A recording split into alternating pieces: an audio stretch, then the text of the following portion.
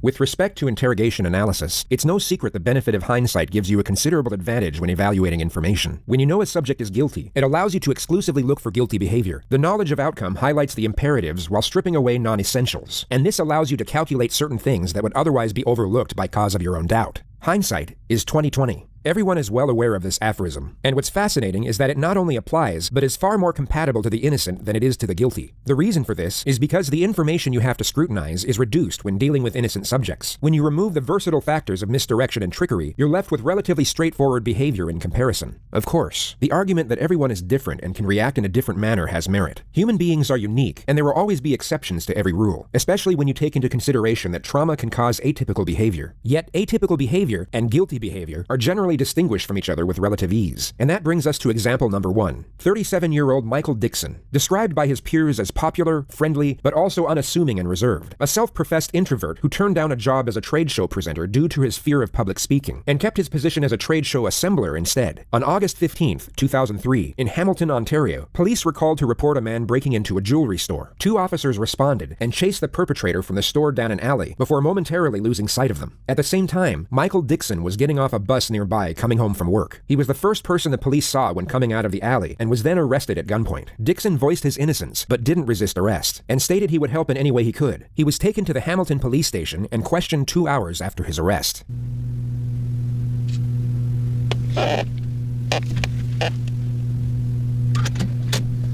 Sorry to keep you waiting, Michael. It's okay. One could advocate this as a common policing misstep if it weren't for the suspect being described as a small white man in the 911 call. As well as not being white, Dixon is 6'3". This detective has either forgotten standard procedure to review the call to dispatch or for